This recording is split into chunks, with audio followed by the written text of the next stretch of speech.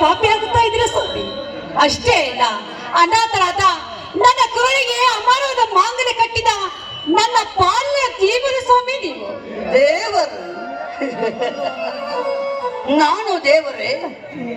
ಮಳೆ ಹನಿಗಾಗಿ ಭೂತಾಯಿ ಬಾಯಿ ತೆರೆದು ತನ್ನೊಡಲ ಸೀಮೆ ನಿಂತರು ಕತ್ತಲ ಕಾರ್ಮೋಡ ಕವಿದು ಗುಡುಗು ಮಿಂಚಿಲ್ಲದೆ ಕತ್ತಲ ಕವಿದು ಒತ್ತರ ಮಳೆ ಬಿತ್ತರಿಸಿ ಒತ್ತೇರದೆ ಅಂಥವನೇ ದೇವರು.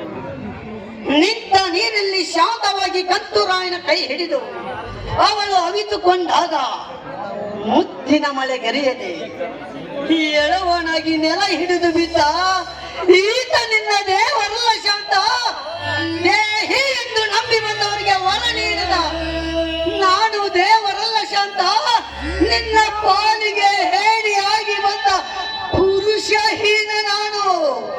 ನನ್ನನ್ನು ಕ್ಷಮಿಸು ಶಾಂತ, ನನ್ನನ್ನು ಕ್ಷಮಿಸು. ನೋಡಿ ಸ್ವಾಮಿ, ಕ್ಷಮಿಸುವಂತ ತಪ್ಪು ನೀವೇನು ಮಾಡಿಲ್ಲ. ನೋಡಿ ಸ್ವಾಮಿ, ನೀವು ಎಂತ ಮಾತನಾಡಿದ್ರು ನನ್ನ ಪಾಲಿಗೆ ನೀವು ಪತಿ ದೇವ ಸ್ವಾಮಿ, ಪತಿ ದೇವ. ಪ್ರಾರಬ್ಧ ಕರ್ಮವೆಂದು ಪತಿಯೇ ಪರದೈವೆಂದು ನೀ ನಂಬಿ ಕುಳಿತುಕೊಂಡು ನಿನ್ನ ಜೀವನ ಹಾಳು ಮಾಡಿಕೊಳ್ಳಬೇಡ ಶಾಂತ. ನಾನೆಷ್ಟೇ ಡಾಕ್ಟರ್ ಸಲಹೆಯಂತೆ ತೋರಿಸಿದರೂ ನನ್ನ ಮರ್ಮಾಂಗಕ್ಕೆ ಬಿದ್ದ ಪೆಟ್ಟು ಇನ್ನೂ ಸುಧಾರಿಸುತ್ತಿಲ್ಲ. ದಯಮಾಡಿ ಆ ತಾಳಿ ಒಪ್ಪಿಸಿ ಬೇರೊಬ್ಬ ಗಂಡನನ್ನು ಮದುವೆ ಮಾಡಿಕೋ ಶಾಂತ, ಬೇರೊಬ್ಬ ಗಂಡನನ್ನು ಮದುವೆ ಮಾಡಿಕೋ. ಸ್ವಾಮಿ ನೋಡಿ ಸ್ವಾಮಿ, ಇನ್ನೊಮ್ಮೆ ಮಾತನಾಡದೆ ಆದ್ರೆ ನನ್ನ ಮೇಲೆ ಆಣಿ. ಅಷ್ಟೇ ಅಲ್ಲ, ನಾನು ಹೆತ್ತವರ ಮೇಲೆ ಆಣೆಗಡೆ ಹೇಳ್ತಾ ಇದ್ದೀನಿ ಶಾಂತ. ಹೌದು ಸ್ವಾಮಿ, ನೋಡಿ ಆ ಸಿದ್ಧಿಗೌಡ ಮಾಡಿದ ನಮ್ಮ ಮೈತ್ರಿ ಕುತಂತ್ರಿಕೆ ಅಷ್ಟೇ ಇಲ್ಲ, ಮಾಡ ಮರ್ಯಾದೆಗೋಸ್ಕರ ನನ್ನ ತಂದೆ ತಾಯಿ ಈ ಸೀಳವೇ ಸಿಂಗಾರ ಎಂದು ಪ್ರಾಣ ಬಿಟ್ಟರು. ಅಷ್ಟೇ ಅಲ್ಲ, ನೀವು ಮಗನ ಸ್ಥಾನದಲ್ಲಿ ನಿಂತುಕೊಂಡು ಅವರ ಶಿವಕ್ಕೆ ಕಿಚ್ಚು ಹಚ್ಚಿ ಅವರ ಮಾತಿನಂತೆ ನನ್ನನ್ನು ಮಹಿಳೆಯನ್ನು ಸ್ವೀಕರಿಸಿಕೊಂಡು ಬಂದಿದ್ದೀರಾ. ಈ ಮಾತು ಇಷ್ಟು ಬೇಗ ಮರ್ತು ಬಿಟ್ಟಿದ್ದೀರಾ ಸ್ವಾಮಿ ನೀವು. ಶಾಂತ ಸ್ವಾಮಿ, ಯಾವತ್ತು ವಚನ ಭ್ರಷ್ಟರು ನೀವಾಗಬೇಡಿ.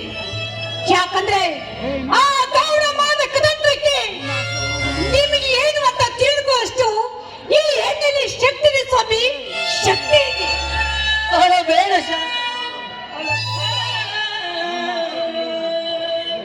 ಹೌದು, ನನಗಾಗಿ ನನ್ನ ಹೆತ್ತವರ ಮಾತಿಗಾಗಿ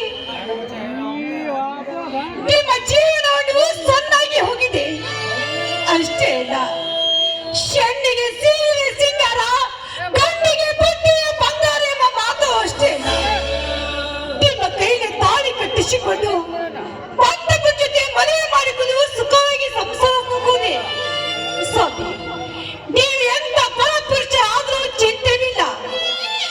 ನಿಮ್ಮ ಪರಪುರುಷ ಜೊತೆ ಕಾಮ ದೃಷ್ಟಿ ನೋಡುವ ಸದಾ ಸಿದ್ಧರಾಗಿರ್ತೀರಿ ಸ್ವಾಮಿ. ಇದು ಪಾದ ಶಾಂತ.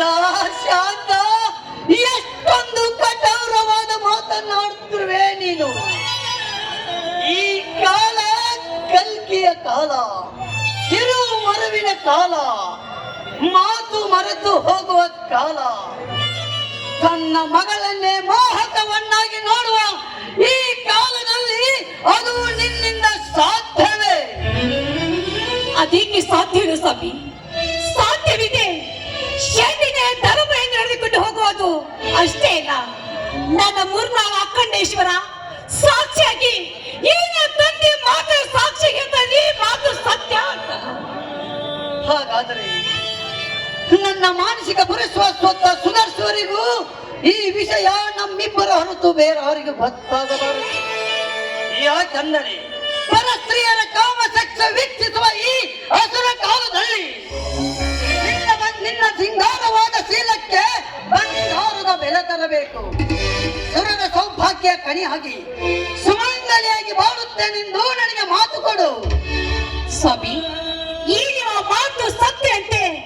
ಸತಿ ಸಾವಿತ್ರಿ ಕೂಡ ಯಮನನ್ನು ಹೊರ ಪಡೆದಂತೆ ನಾನು ಕೂಡ ಹೆಣ್ಣಿಗೆ ಸೀರೆಯ ಸಿಂಗಾರ, ಗಂಡಿಗೆ ಬುದ್ಧಿಯ ಬಂಗಾರ ಎಂದು ನಡೆದುಕೊಂಡು